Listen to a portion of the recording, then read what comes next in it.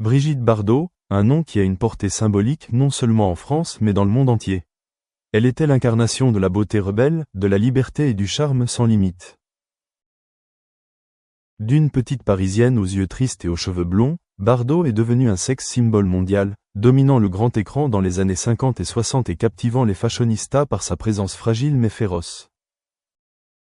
Mais derrière cette apparence, derrière la célébrité et le halo, se cache une femme remplie d'une profonde tristesse, des choses qu'elle n'a vraiment admises qu'à l'âge de 89 ans. La plus grande et la plus durable tristesse de la vie de Brigitte Bardot, comme elle l'a elle-même admis dans une rare interview récente, n'étaient pas les divorces ni les critiques qu'elle recevait du public. C'était une relation conflictuelle et distante avec son fils unique, Nicolas Jacques Charrier. Né en 1960, Nicolas est le fruit du mariage de Bardot avec l'acteur Jacques Charrier. Cependant, Brigitte Bardot a admis un jour dans ses mémoires que lorsqu'elle a découvert qu'elle était enceinte, elle a paniqué et ne s'est pas sentie apte à être mère. Elle a accouché dans un état de dépression, sans préparation, et sa relation avec Nicolas est tombée dans un silence de plusieurs décennies. Je n'ai jamais eu de mère, a-t-elle écrit un jour. J'ai donné naissance à mes enfants dans la tristesse et le rejet, et cela m'a hanté toute ma vie. Bien que Nicolas ait grandi entouré de son père et de sa grand-mère, cette séparation est restée une cicatrice dans l'âme de Brigitte Bardot, une vérité douloureuse qu'elle n'a jamais pu effacer complètement. Brigitte Bardot a vécu 4 mariages, à chaque fois elle a aimé passionnément et de tout son cœur, mais aussi avec un échec. Son premier mariage avec le réalisateur Roger Vadim l'a transformée d'une jeune femme en une star internationale, mais l'a également propulsée dans un monde de pression et de scandales. Les mariages ultérieurs avec Jacques Charrier, Gunther Sachs et Bernard Dormal apportèrent tous des accalmies incomplètes. Son mari actuel, Bernard Dormal, homme politique, est avec elle depuis 1992. Malgré leurs idéaux et leurs origines politiques différents, c'est lui qui a apporté à Brigitte Bardot un sentiment de paix rare.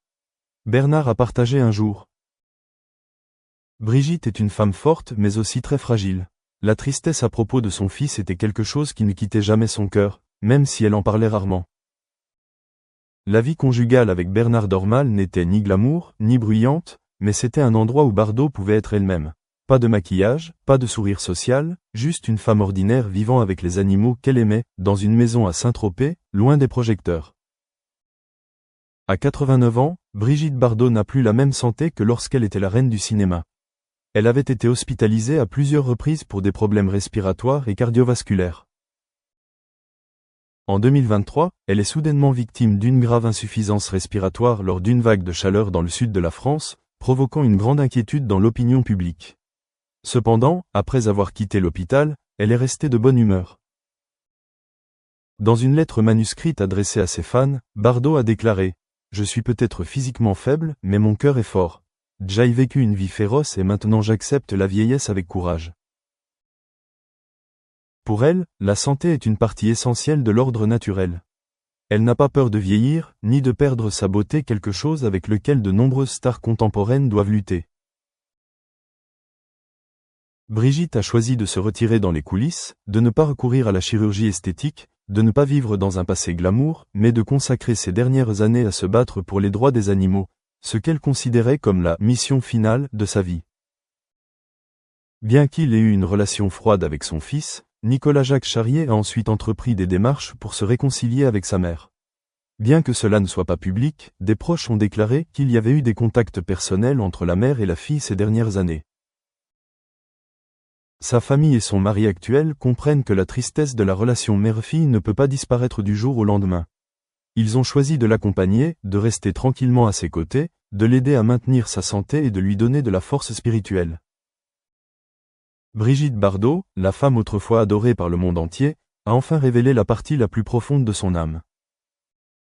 Elle n'est pas seulement un sex symbole, pas seulement une star de cinéma vivant dans le luxe, mais aussi une mère qui a fait des erreurs, une femme porteuse d'une tristesse inexprimée.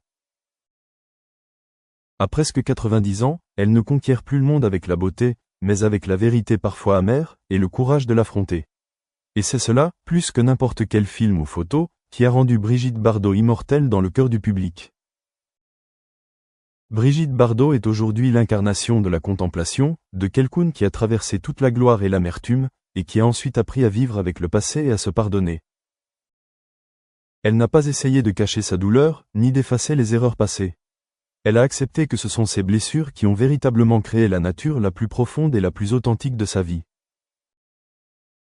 Après avoir pris sa retraite de l'industrie du divertissement au début des années 1970, Brigitte Bardot a consacré tout son temps et son énergie à la lutte pour les droits des animaux.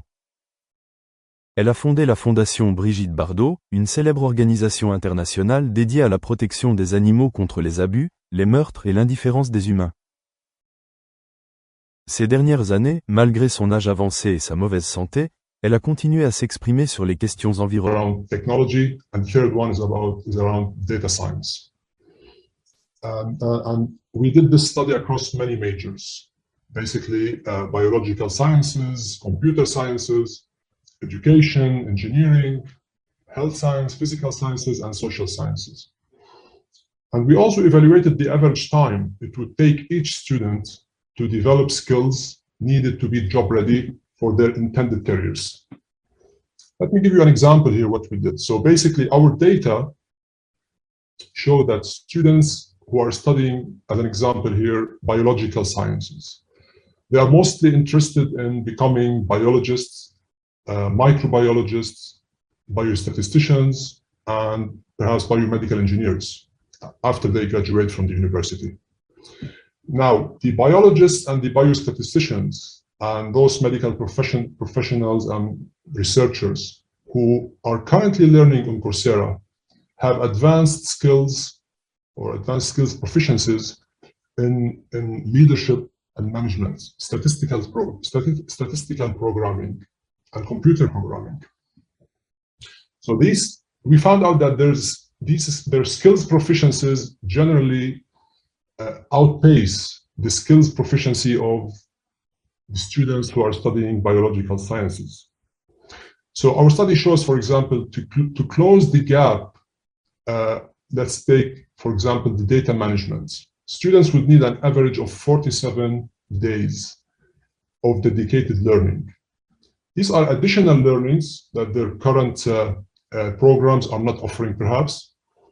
It's really a very interesting study, and we have published it. We have published this a few months back, and we are really happy to share it after this session. So this is how we see in universities who are working with Coursera, for example, are leveraging our insights, our rich insights, and world-class content to adopt their curriculum to improve their students' employability. So I thought of sharing this story with you because that might also be important and that might be relevant in your case as well. So Dr. Mansour and Dr. Rawan, would you like to add anything here for this about this question that I raised? Do you have any input you'd like to make? Okay, no problem. So let me move to the next question here. Maybe the other question can be more would be more relevant to you in this case here. And the other question is about which is mainly about the rapid acceleration acceleration of